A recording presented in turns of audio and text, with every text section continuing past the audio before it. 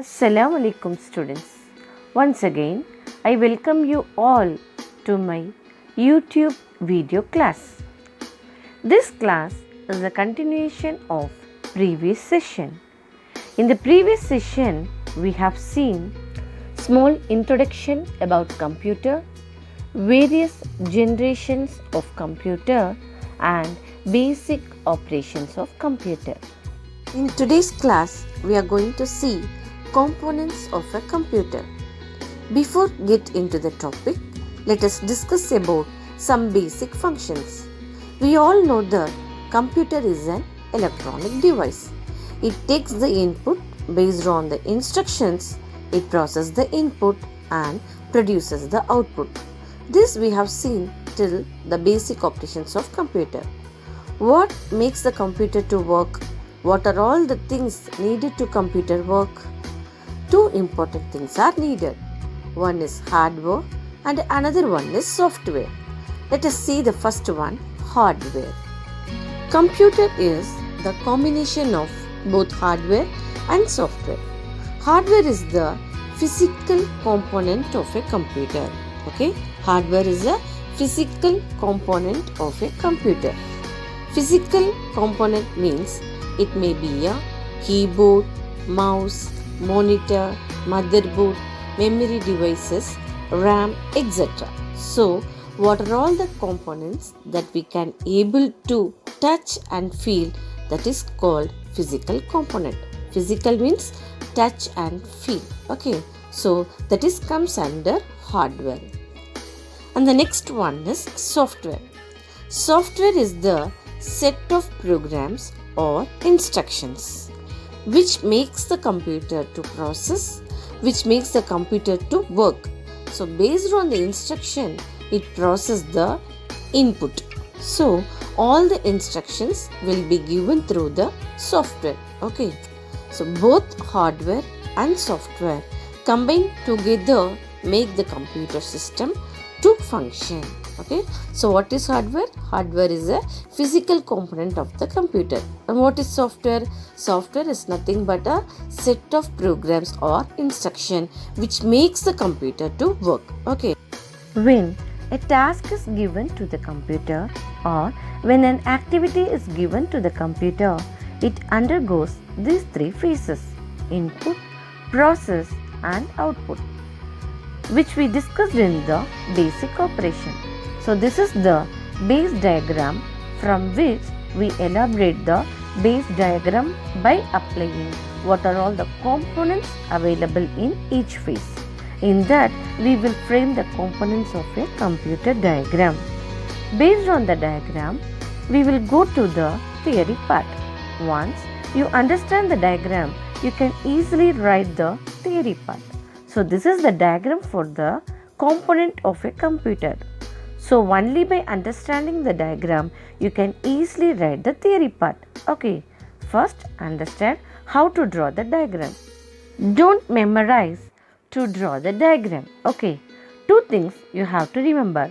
One is data path and the another one is control path. Data path is a continuous line and the control path is a dotted line.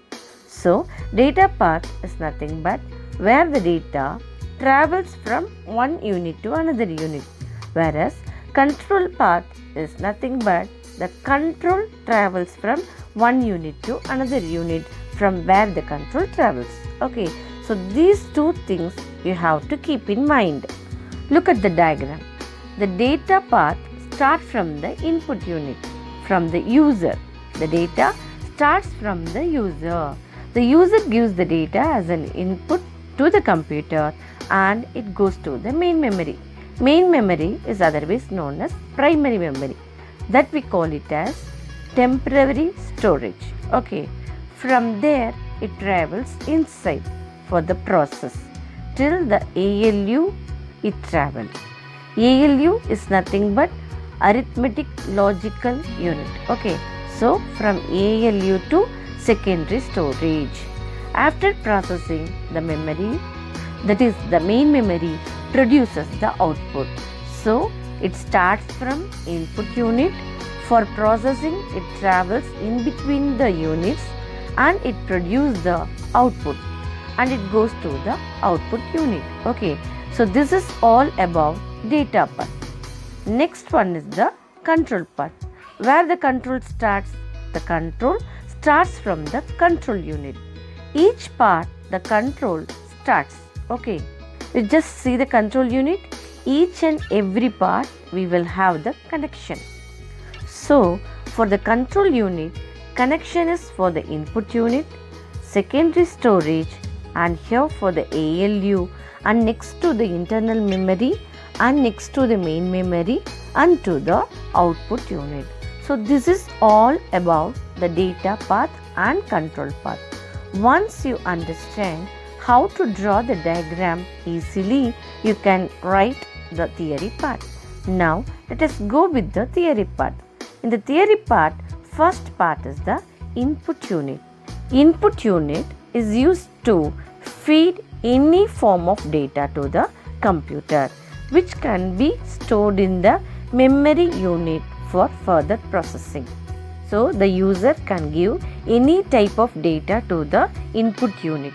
What is the example of input unit? Keyboards, mouse, etc.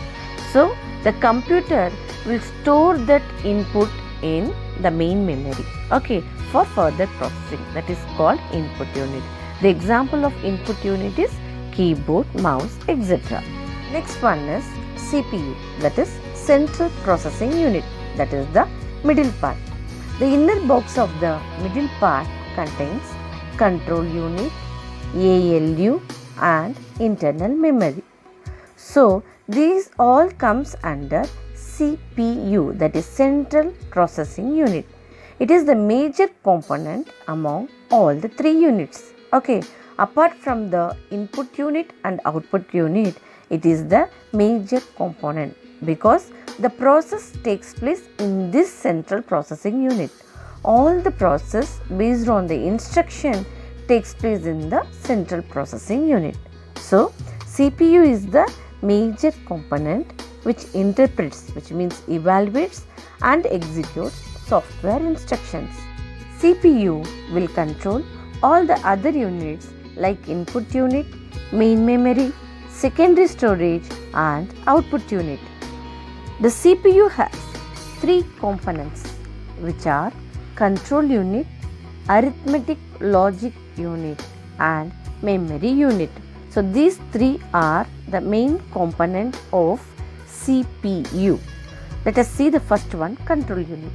Control unit controls the flow of the data between the CPU, memory, and input-output devices. See the flow of data. So the control unit controls the flow of data between the CPU, memory, and input devices. It also controls the entire operations of the computer. So the control unit will control entire operations of a computer. The next one is ALU, that is arithmetic logic unit. ALU is a part of the CPU. The ALU performs arithmetic operations, that is arithmetic calculations such as addition, subtractions, multiplication, division, and logical operations. So all done here. The logical operations of ALU promote the decision making ability of a computer. Decision making like whether the process will continue or not. Based on the instructions, it decides whether to continue the process or to abort the process. Okay, so the logical operation also takes place in this arithmetic logic unit. The next one is memory unit. Memory unit is of two types, which are primary memory and secondary memory. The primary memory is volatile in nature. Volatile means the content is lost when the power is switched off. When the power supply is switched off, the data in the memory, in the storage is lost, is erased when the power supply is switched off. For example, using MS Word, you have typed two paragraphs. You have completed the first paragraph and you have saved the document in a file name and you are continuing to type the second paragraph. Suddenly, the power supply is switched off. Again, you turn on the computer. Now, when you open the document, you can able to view the first paragraph, that is, till you have saved the content. The content which you have typed in the second paragraph will be stored temporarily in the main memory, which will be lost when the power supply is switched off. So, that is the volatile in nature, that is temporary storage. The random access memory RAM is an example of main memory. What are all the data which you are given as an input first will be stored in the RAM, random access memory. Once when you saved, it transfers to the secondary storage, that is secondary memory. Okay. Now we will move on to the secondary memory. Secondary memory is just opposite to the main memory. So the secondary memory is non-volatile, that is the content is available even after the power supply is switched off. So the secondary memory is permanent memory, whereas the primary memory is temporary memory. Here the secondary memory is permanent memory. The example of secondary memory is hard disk, CD-ROM, DVD-ROM, etc. Last part in the component is output unit. An output unit is any hardware component. We already told that hardware is a physical component, right? That conveys information, that is not a data, that is processed information. Okay, so that conveys information, that is processed data to the user in an understandable form. What it means? Because what are all the data which you feed to the computer will be stored as a binary data, that is zeros and ones, which will be understandable only by the computer. We cannot understand that binary form. For example, I am typing a name called Abdul, so it will be converted into a binary form like zeros and ones, and it will be stored into the computer memory. While displaying as the output, it does not display it in the binary form. Again, it converts to human understandable form to the user and it displays. So this is the main work of the output unit. So the output unit is any hardware component that conveys information to user in an understandable form. Example, monitor, printer, etc. So this is all about the components of computer. Now let us move on to input-output devices. These two devices comes under the hardware components, that is physical components, which makes the user to get easily interacted with the computer and also get back the results from the computer. So first let us start with the input device. Input device is nothing but which makes the user to feed any form of data to the computer. So this type of devices which comes under the input devices. Let us see what are all the input devices are available. Keyboard, mouse, scanner, fingerprint scanner, trackball, retinal scanner, light pen, optical character reader, barcode or QR code reader, voice input systems, digital camera, touch screen and keyer. So these are the input devices. Our first input device is keyboard. Keyboard is the most common input device used today because it is the easiest way to give the data to the computer by the user. So the keyboard comes under wired keyboard, wireless keyboard and also a virtual keyboard. Virtual keyboard is nothing but this is the image of a virtual keyboard. You can able to see there won't be any physical keyboard, but there will be a layout to the keyboard is available with the help of the infrared light. With that, you can easily access the keys and can give the input to the computer. And the layout to the keyboard is derived from the layout of the typewriting machine. based on the functionality of the various keys in the keyboard. The keys are categorized as character keys. The character keys is A to Z. The next one is modifier keys. Modifier key is nothing but Control, Alt and Shift. All this will come under the modifier keys. Combination of these keys with the other keys will modify the content on the data. So that's why they call it as a modifier keys.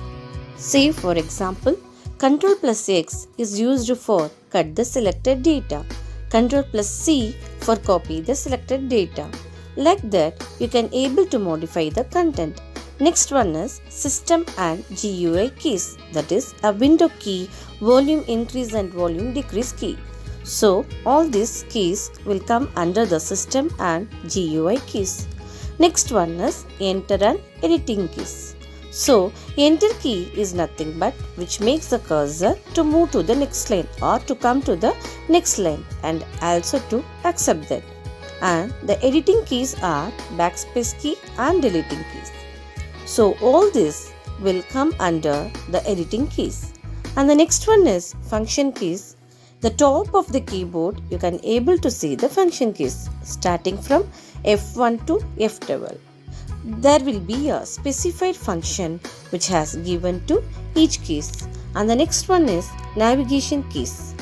Navigation keys are used to navigate within the content. So navigate keys are the arrow keys. Okay, navigation keys are arrow keys. Page up and page down and home and end keys or comes under the navigation keys. Next one is numeric keypad, which is available in the right side of the keyboard where you can see the numbers starting from 0 to 9 and all manipulation keys like plus, minus, star for multiplication and slash for division, etc. And the last one is lock keys. There are 3 lock keys are available: caps lock, number lock and scroll lock. All this comes under the lock keys. So this is all about the first input device, that is keyboard. Now we will move on to the next input device, that is mouse. Mouse also comes under wired and wireless. So it is called as a pointing device. With the help of the cursor, you can able to point a content or a menu in the screen. So it is called as a pointing device. It is used to control the movement of the cursor on the display screen. When you move the mouse, the cursor also moves. It can be used to select icons and menus with the help of the left click and to view the additional options with the help of the right click. Some mouse actions are move. We can able to move the cursor. Single click, identify the specific item in the help of single click. Double click, you can open the content or the specific item in the help of the double click. And also you can do drag and drop with the help of the single click. Different types of mouse available are mechanical mouse, optical mouse, laser mouse, air mouse, 3D mouse, tactile mouse, ergonomic mouse and gaming mouse. Most commonly used mouse are mechanical mouse, optical mouse and laser mouse. So these are the 3 commonly used types of mouse. First one is mechanical mouse. A small ball is kept inside the mouse and touches the pad through a hole at the bottom of the mouse. When the mouse is moved, the ball is automatically rolls inside. This movement of the ball is converted into signals and sent to the computer. Second type of mouse is optical mouse. They have replaced the ball with the light for better usage. There also they found some difficulties because the intensity of the light is less. So they may not be able to work with the optical mouse in a hot surface. Then they have found the laser mouse. Our third type of mouse is laser mouse. Laser mouse uses laser light. Laser mouse is highly sensitive and able to work on any hot surface. So, these are the most common types of mouse used. The next input device is scanner. Scanner are used to scan and store the information directly into the computer's memory. This device works like a Xerox machine, whereas the Xerox machine, it scans the information and it takes the printout. It is a hot copy, whereas the scanner, it scans the information and stores the information directly into the computer memory for the further processing. The scanner converts any type of printed or written information, including photographs, into a digital format, which can be manipulated by the computer. This is about the scanner. The next input device is fingerprint scanner and retinal scanner. The normal scanner scans the printed document or a written format, whereas the fingerprint scanner and the retinal scanner scans the fingerprint and retinal blood vessels, which are unique among the person. So, these are the two things which are unique among the person. It uses biometric technology to scan the fingerprint and the retinal blood vessel. It is mainly used as an alternative for password and for a high-end security, which is vulnerable to fraud and is hard to remember. The next input device is trackball. The appearance of the trackball looks like a upside down design of the mouse.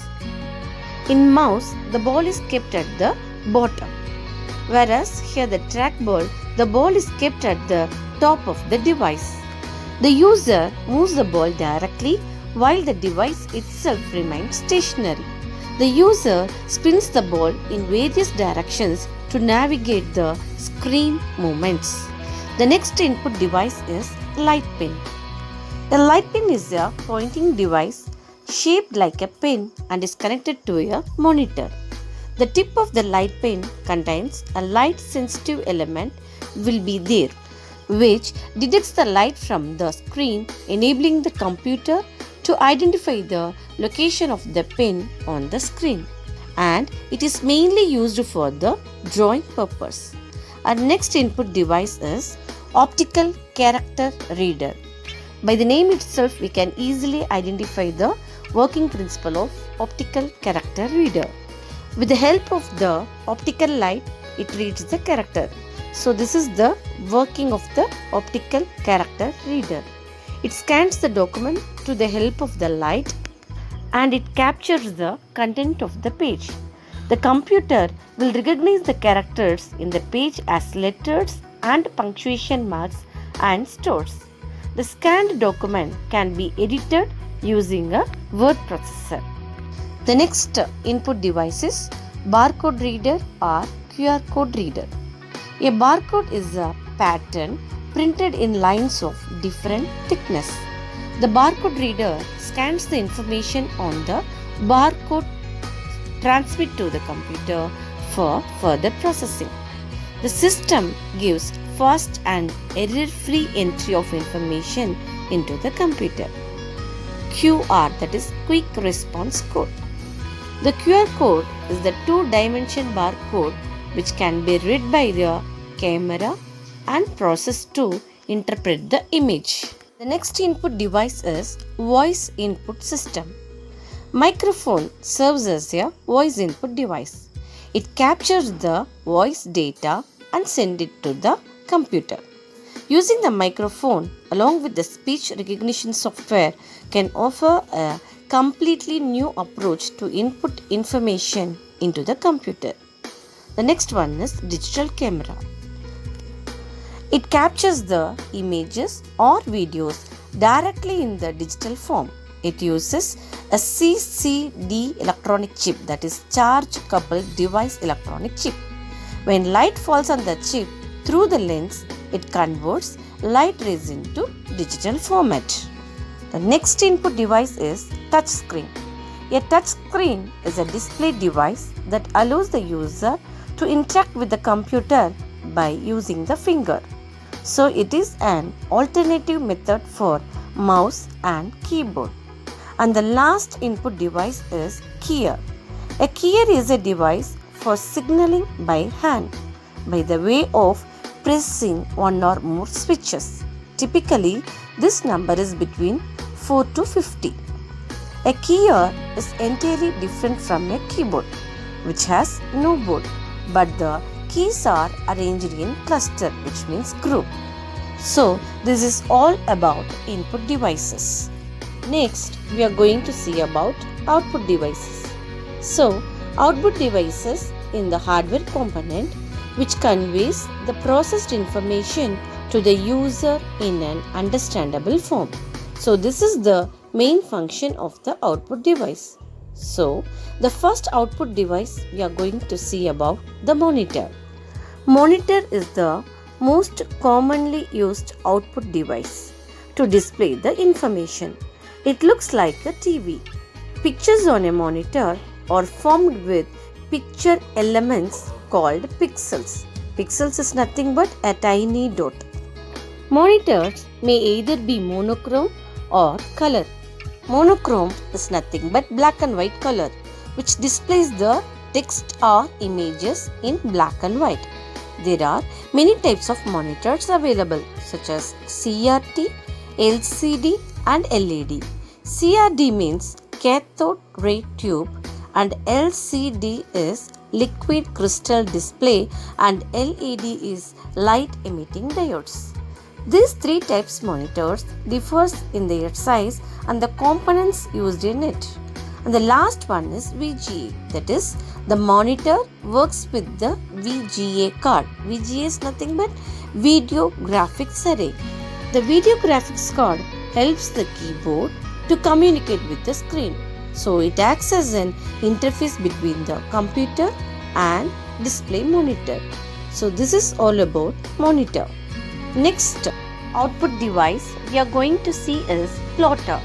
Plotter is also an output device which is mainly used for printing banners and with their high quality images like graphical image. So plotter is used to produce graphical output on papers. It uses single color or multicolor pens to draw pictures. And the next output device we are going to see is the printers. Printers are used to print the information on papers. Printers are divided into two main categories. One is impact printer and another one is non-impact printers. First, let us see impact printers. Impact printers print with striking of hammers or pins on ribbon. There are two types of impact printer. One is dot matrix printers and the other one is line matrix printers. Let us see the first one, that is dot matrix printer. Dot matrix printer that prints using a fixed number of pins or wires. Each dot is produced by a tiny metal rod, also called a wire or pin, which works by the power of a tiny electromagnet or solenoid technology. It generally prints one line of text at a time, and it can be able to print 32 to 1550 CPS, that is character per second. The next one is line matrix printers. It has a fixed print head for printing. So you can able to see a common print head which is fixed and it will be moving from one end to another end for printing. Basically, it prints a line of dots. So it can be able to print 1000 lines per minute, resulting in thousands of pages per hour. And the second category is non-impact printers. So in impact printer, we have seen that it uses mechanical pressure to print, whereas non-impact printer uses electrostatic or laser technology to print. So there are two types of non-impact printers. One is laser printer and the other one is inkjet printer. Now let us see the first one, that is laser printers. Laser printers mostly work with similar technology used by the photocopiers. Laser printer uses the laser beam. So, the laser beams move across from top to bottom. So, the laser beams will be moved from top to bottom based on that by detecting the text. It prints the letters, that is characters, in the page, and it can produce very good quality of graphic image, and the good quality can be identified with the help of this DPI, that is dot per inch. A single inch can able to produce 1200 dots. That is the meaning of the 1200 DPI. It approximately can print 100 pages per minute, that is 100 ppm, that is 100 pages per minute. Next one is inkjet printers. Inkjet printers use color cartridges to print. It works by spraying ionized ink at a sheet of paper. So, by heating the ink and it spreads towards the paper, wherever the text is there, the ink will be sprayed, and also a tiny electronic circuit is used to spray the ink.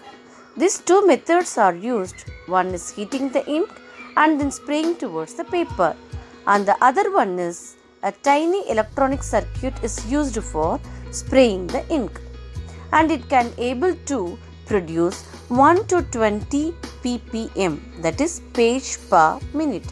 So, this is all about the non-impact printer.